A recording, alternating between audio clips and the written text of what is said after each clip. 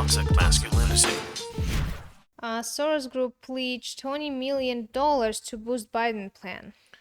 Yes. George Soros, I shouldn't say his name, Porge Poros. Porge Poros's group has pledged $20 million to boost Biden's infrastructure plan. So Porge Poros the Porge Poros funded Open Society Foundation is pledging $20 million for a campaign to rally progressives to support President Joe Biden's infrastructure proposal. I mean, this is pretty disturbing when you have a proposal that is so unpopular and so insane that you actually need to put $20 million into it. It's not enough. No, I don't think it's going to actually do all that much. It might bring in some people on board to be like, oh, this is actually a great idea. These people who are telling me it's a good idea, they make a lot of sense. Because, there is a part of the population who is very gullible. And if you put enough advertising in front of them, they're going to accept what you're telling them, even though what you're telling them isn't true. It's actually funny. They make a statement in here, which I totally agree with. I'm more interested in that article on the top right about mask that doesn't mask your face. The facial covering that doesn't mask your face. What the hell? Sorry, but I was like, what is that? I was actually just complaining about another article that I couldn't do today because one of the side articles was too distracting. And now Valeria intentionally drives this train off the tracks because of this stupid image from this ad. So apparently Valeria is one of those people that's convinced by bad advertising. I am. I got to keep her in line. All right, here. The money is expected to help activate many of the grassroots progressive groups that led the fierce opposition to the agenda of former President Donald Trump. The $20 million is expected to be funneled into such grassroots organizing and not be used for paid advertising. We hope this effort on the part of organizers and donors will give the Biden administration and Congress the assurance that they need to go as big, bold, and fast as possible. Tom Perriello, the executive director of Open Society US, said that every initiative proposed by Joe Biden has broad public support, but we've seen popular reforms get demonetized before by partisan and special interests, and we're not going to let that happen. Perriello added that facts don't always win without some real muscle put behind getting those facts in front of the American people. And I actually kind of agree with that statement.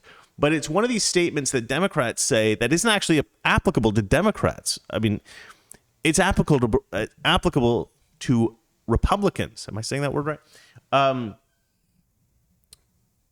Democrats are actually very comfortable with spending money on their ideas, on proposals that they have for legislation and stuff like that. And they're very clever about convincing people to do them. Republicans are terrible at this. We are terrible at this. And here's my theory about that. If you're the kind of person who tells the truth a lot, you're probably not going to be very good at lying. Mm-hmm. But if you're the kind of person that lies a lot, you're probably going to be actually quite good at lying, right? Now, here's the problem with somebody who tells the truth going up against somebody who lies. If you're a liar, if you're somebody who likes to lie, you're going to spend some time and energy contemplating, how do I develop a lie that is believable? Mm-hmm. So you're going to work out, okay, I could say this, you're going to work it out in your mind, how can I be convincing, blah, blah, blah, blah, blah. But if you have to come tell me the truth about something, like if you have to tell me like, oh, you don't need to spend time. No, if you're gonna tell me, oh, I got a text today from the landlord, we're getting our water shut off for an hour tomorrow for maintenance or something like that. Yeah. There's no convincing that has to be done. You just come in and tell me. Yeah. Because you have the confidence that if I need proof, you just show me the text or what. Like it doesn't even occur to you that you have to think of something. What is up with you today? Everything is derailing my... So you don't have to sit there and think of how you're going to convince me because it's true. Yeah. And this is a problem Republicans have had for decades now. You still might not believe me. Well, that's the problem. But you don't think about that. You don't think, if I'm going to go in and tell him I got this text from the landlord, he's not going to believe me. But then I will think how to prove that. No. You're not going to... What are you talking about? You're not even going to even contemplate that because you get a text. It's true. You say, I should tell Chris about this. And you just tell me. You don't think about how to convince me. right? You don't think about, you just have that in the back of your head, like, I mean, you have the confidence naturally because you have that proof. But anyway, my point is that Republicans for decades have been trying to express ideas to the American people that make sense rationally and work based on facts that are true, right? We have this set of facts in the real world that exist, and we're using those facts to develop ideas to help improve the country. And Democrats, they don't look at the facts as they are. They have a plan that they think will help improve the country. And then they think, okay, now how do we create support for this idea? Let's pretend that it's a racist country. Let's pretend that men, really hate women in America, and that's why we need this legislation, right?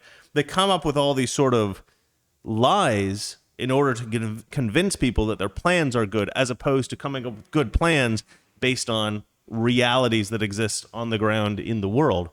So if you've practiced lying to try to convince people of things for decades, you're going to be pretty good at it. In fact, you're going to be so good at it that you might actually be more convincing than somebody coming out and just telling the truth. And so that's how I think Democrats are more convincing than Republicans. Do you want to turn the brightness down on your camera? I think I look good. Oh, I do. You are glowing. I am glowing. You're glowing. I'm glowing. You're glowing like if you put a piece of metal into a fire. You bring it on. It's like, my gosh. All right. Well, that's it for that story. I just wanted to talk about how, what's really interesting about this is, like, we're always trying to figure out who's really running the country, right?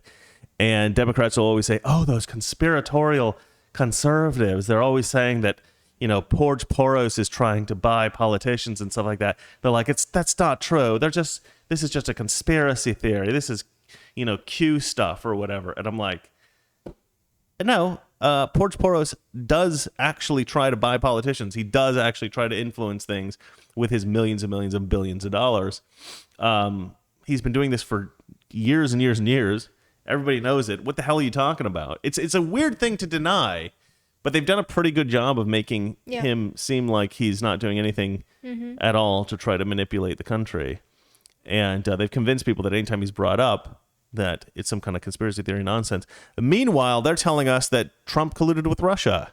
Oh. They're telling us that that phone call was meant to somehow incriminate Joe Biden unjustly, despite the fact that everything that Trump suspected of him was true.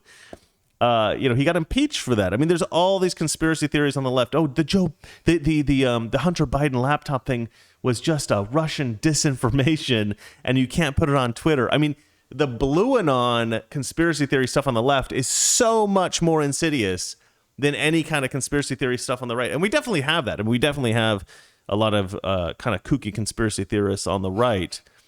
But I think they're actually a fringe of the right, whereas the conspiracy theories on the left that are not true are believed by, like, literally everyone on the left. Like, everyone on the left bought into the Russian collusion thing. They all bought into the Ukraine thing. They all bought into the Hunter Biden laptop story.